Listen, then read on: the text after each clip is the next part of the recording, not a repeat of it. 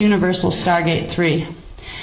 Our sun is Universal Stargate 4. If they can get control of both of these, because see, they've done the same thing to the solar fields as well, they can reverse both pillars from the bottom up. They can pull the whole thing into reversal. That's why this has always been a hotbed.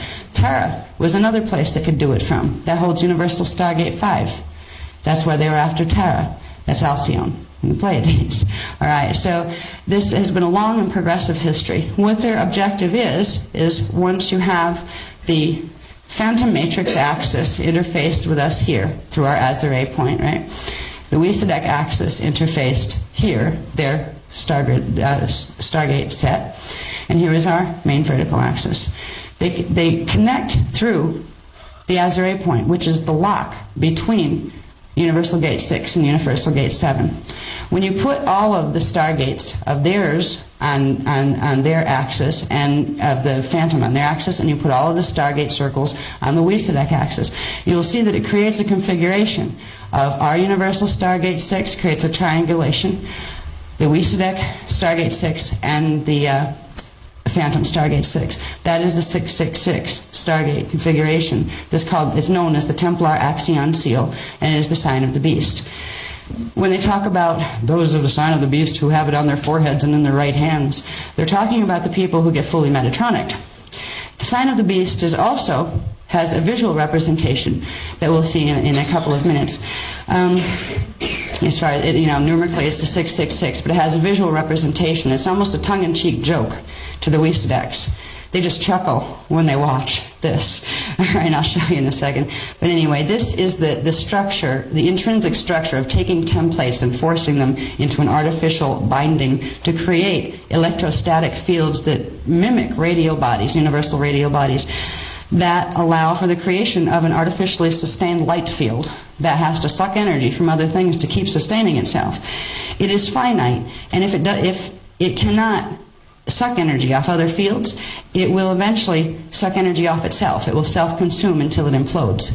The beings that have been fully Metatronic, who live in the Wiesedick matrix, they can't get their templates out of this artificial bond now that they're fully Metatronic. As we say, you can't reverse it because they've destroyed, technically, the mathematical coding in both templates that they fused together and created a new, distorted, chaotically arranged mathematic on which it's built. So the only way they can get freedom is through the implosion of their matrix, where they will go back to source and go back to their original place where they came from, but in pieces, as units of consciousness, the units of consciousness of God.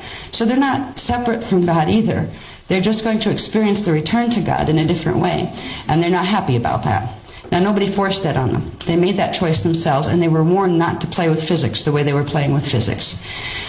They made their choices. The guardian races have been trying to assist them for ages, to give them opportunities to regenerate their divine blueprint, to help them, to forgive them for the horrible things that they were doing. You didn't even have to forgive them.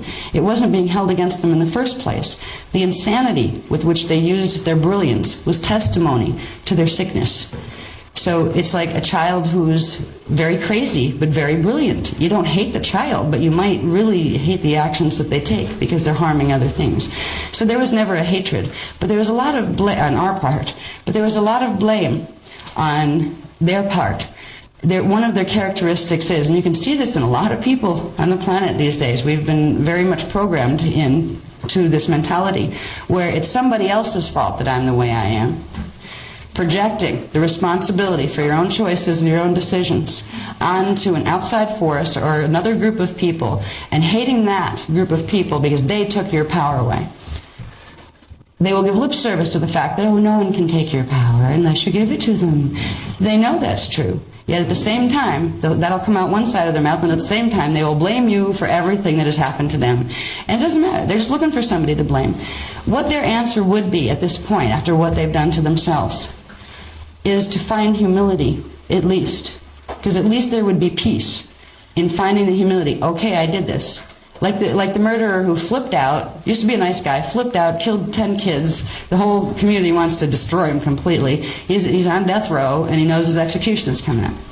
There is a peace. All right, I did this. I'm going to stop denying it. I'm going to stop pretending I didn't.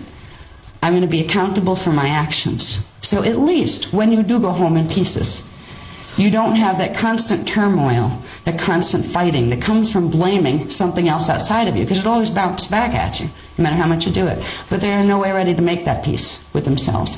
Because Earth it's not just Earth they're after. Earth is Universal Stargate 3.